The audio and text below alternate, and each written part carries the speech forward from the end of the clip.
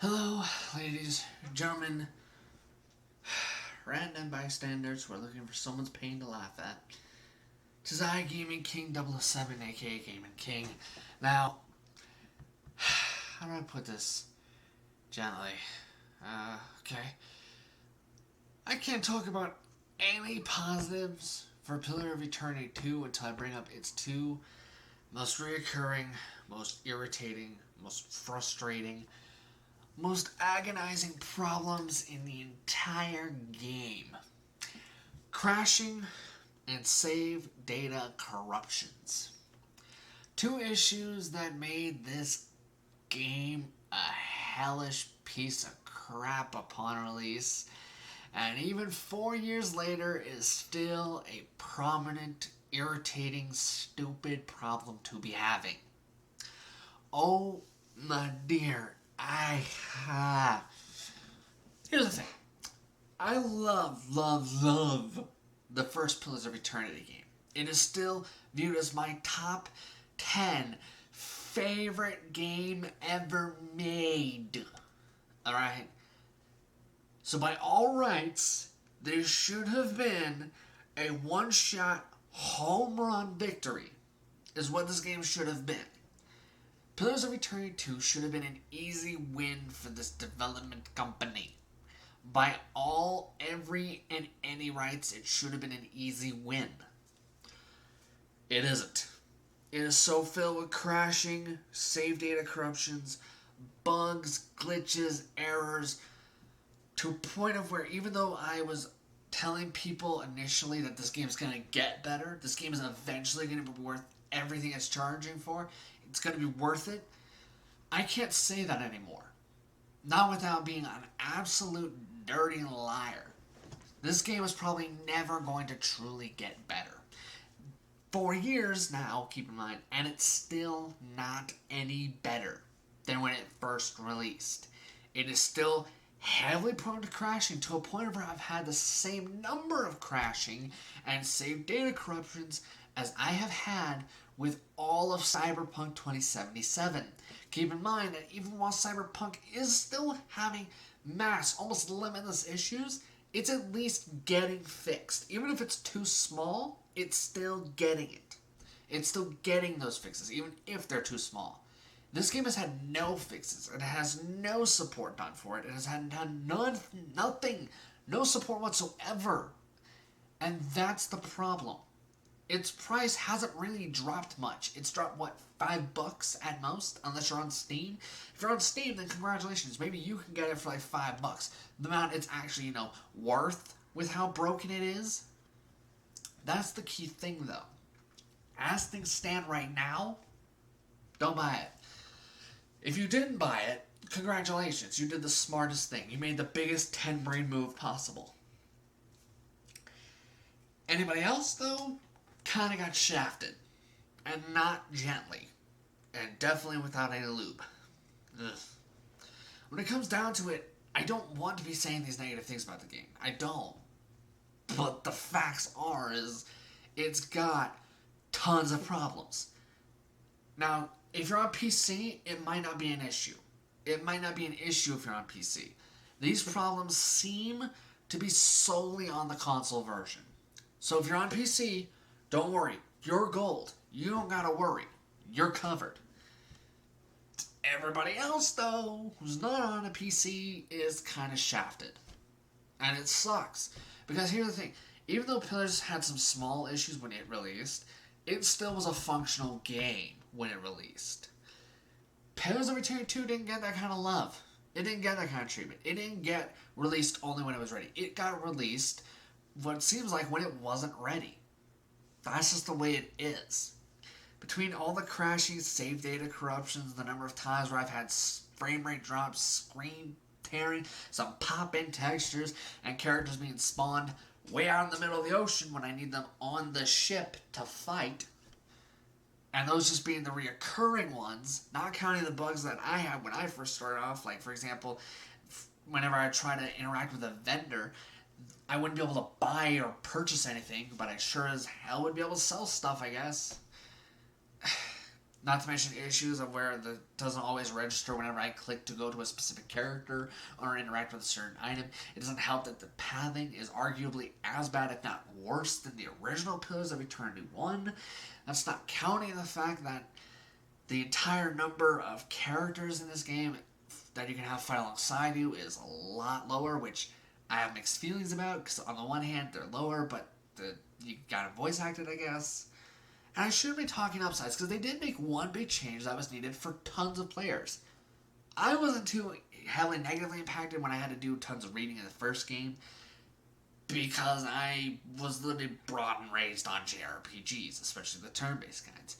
So to me, this was just like, okay, cool, it's returning to my roots time. Cool. Not a big deal to me. But I did like the idea of what they did here, where it's more heavily voice acted than the original game. Now, with that being said, do I feel like they took it as far as they could have, or maybe should have for some? No. Do I feel like it's still a nice touch the way they have it now? Yes, I do feel that way. I will say I'm not a big fan of whoever's in charge of the color palettes, because that dude washed the entire game out. He made it so bright, but didn't bother to make sure that the color black was still as prominent as it needed to be. Basically, they made it too bright, too poppy, and as a result, every character looks washed out. And I mean aggressively washed out. It also doesn't help that when you do the character creator, you can have your character look how you want, more or less, to some restraint, which kind of sucks, but oh well. My bigger issue, though, is why in the hell is it that my face will be made one color, but my character's body will be a wildly different tone of color? And I don't mean like subtle, like, when you're slightly tanned in some areas. No. I meant it will go from I look completely alive, and then I look dead here. I look necrose. Why? I even showed a buddy of mine, the character I was making at the time, and he said, "Why is your body dead but your head perfectly fine?" When someone with no context looks at your character and like, why is that part of you dead while the rest is fine? That's not a good thing. That's a further cement of how off the color is. It doesn't help that hands look gross. They look like, I'd call it meatballs, but ugh. The hands look disgusting. I mean, look at your own hand if it's an issue. I mean, no hand looks the way they designed it. No, zero. It's ugly. It's horrible to look at. The only people I feel like who did outstanding jobs are the voice actors for most of your companions, and the person who did the voice acting for the narrative. The same person, I'm pretty sure, who played Ellie in The Last of Us, mind you. Then on top of that, the part that kind of I feel like is laughable is the only other person who did a stellar job other than the VAs, ironically enough, was the people who were in charge of composing the music. The composer is the one who did an amazing job. 10 out of 10 job, even. Everyone else either did a okay job or a why did you even bother coming into work job. That's the high moments.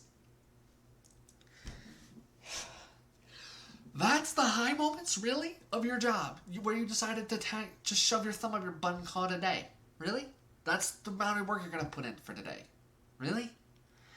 And this isn't some small one-off thing. I feel like I'm saying, what the F are you doing way too much, way too often, and it's downright irritating, because this game could have been, if it had gotten the support it needs, if there weren't so much crashing, save data corruptions, so many bugs, glitches. They have a solid game here, but the problem is because of how little support it is, no matter how much I want to, this game will never be an 8 out of 10 game. Never. Just objectively, it'll never be an 8 out of 10 game because of how little support it's gotten. It's never going to be capable of being a 7 out of 10 game because of how little support it's gotten. This game will always be at its highest a 6 out of 10 game because of that. Even though there are some aspects of it that are good decisions, like for example, the game's gods and deities having more of an actual presence That's a good decision. It makes sense. You're not some random schmuck off the block. You're a watcher. You're known for pissing these people off, for making deals with these guys that have saved lives or ended lives. You are literally a badass, to put it mildly. And these badasses want you on their side because they know that you can change things. You are acting as an emissary for all of human race. That is cool. That is impactful. That makes you stop and sweat your decisions a bit more of how do you play the game? What kind of personality do you decide to lean to? What decisions do you lean to? Why do you do what you do? That helps. That makes a big impact. It helps to invest you in the freaking character more than being the watcher really did at first. Don't get me wrong, being the watcher didn't fail at getting me invested. It just didn't invest me as much as I would have liked or preferred. Now that I have the entire human race's fate on my shoulders, oh hell, you better believe I'm going to think about my decisions a little bit. Especially if you played it the way I did. When I first played this game, I tried to gear the decisions I made to my personality because why not? It's not like there's anything to keep me from doing that, really. When it comes down to it, though, the only other thing that I feel like really was added to the game that kind of was just, why do you even bother? What was the point of any of it? Why add this if you're not going to do it well? Is romance. Now, if you watch my past videos, you know I love romance. I love romance, alright? If I start to go, aw, I'm a happy camper already, just like that. But the problem here is that this game forces these romances in, does a terrible job of making them actually feel like they're believable, does an even more terrible job of making it feel like they were a good investment, or like they were worth the time to do it. No. It doesn't even give you, like, at the bare minimum, some kind of a romantic, steam moment. It sucks knowing that there's potential for amazing romances here. There's potential there.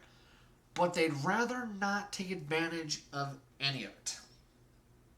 Why? Why do it then? There's not a single scene where I was just like, when I was genuinely, aww. No, not a one. Not a single scene where I actually felt anything. For the most part, especially after like my 10th crash, I was just kind of dead inside. I still a little bit am, dead inside. It sucks because, like I said, there is potential there. The problem is, they didn't use any of it, take advantage of any of it. They didn't actually try and do good enough writing to make those romances meaningful or impactful or relevant. Hell, by the end of the game, it pretty much just ends with everyone going their separate ways. For some reason. Granted, even the reasons for why they separate again is kind of stupid to begin with. It only further disconnects me when I'm already immeasurably disconnected already. I'm already constantly getting disconnected from the experience because of how often it's crashing, the save data corruption, all the other bugs and glitches and problems. But now we have to add in the disconnect that's constantly being enforced to me because of the writing. Compared to the writing in the first game, where I understood why they're all deciding to go their separate ways. I get it. I don't like it, I don't agree with it, but I kind of get it. Here, it makes no sense. It feels forced, which just kind of makes me wonder why. Just why? If you were trying to make it so that they decided to leave, why not utilize the very ending boss fight choices as your reasoning for why they leave, if you're going to do this? If you're going to make it so they all decide to just go their separate ways for either the rest of eternity or until the next game, which I sadly don't want anymore, which saddens me immeasurably, it doesn't fit well. Nothing really feels like a good actual final point. Hell, even at the end of the actual game, right before those end credits roll, it feels kind of cheap. It feels kind of lazy. It doesn't matter if I fight the ending dude or not. It doesn't matter which option I go with. I feel still cheated a bit. I still feel like I put time into this for nothing. I feel like I just kind of should have instead either played any other game or just shoved my thumb on my butt and called it a day. Because either of those would have been more worth my while. That's not a thought anyone should have in their head.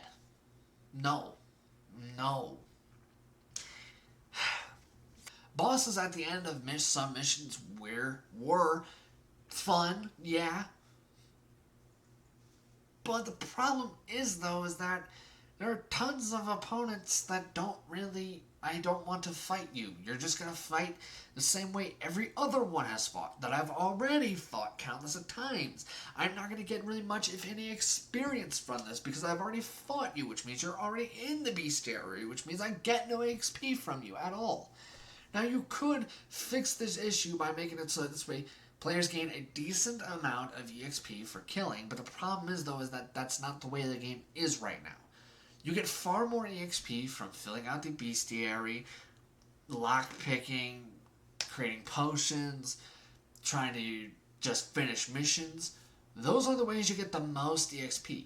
You get a sad little amount for just killing an enemy. You get pretty much squat for it, which sucks. All in all, I think no matter how much I want to deny, no matter how much I wish it was different, or no matter how much I wish this game got the support it needed, the support it needed to get it to a 7 or 8, this game will always be a 6 out of 10 game. And it's largely because they put no support on it. They didn't fix any of its crashes, any of its save corruption issues. They did nothing to support this game truly. They released it and rushed it as quick as they could, and as a result, the game's kind of a disaster for it. Sadly, this game, that's how it's going to be forever. That's the way this game is basically condemned to be. I don't think it's really going to be worth picking it up ever. Not once. And what's more is I'm not excited for a Pillars 3 to ever exist, truly. Pillars of Eternity was so rushed, so filled with problems, and not handled the way it should have been. And as a result, I'm just kind of done. I don't think I want a Pillars 3, which is the most depressing sentence I can think of. For today, at least. I'll probably find something somewhere that's going to disappoint me, probably, but oh well. This has been Gaming King. I hope you either laughed at my pain, laughed at me, laughed with me, whatever have you. I will see you all next time to talk about anime. That'll be a long one. Granted, at least nowhere near as long as the last vid, I guess. See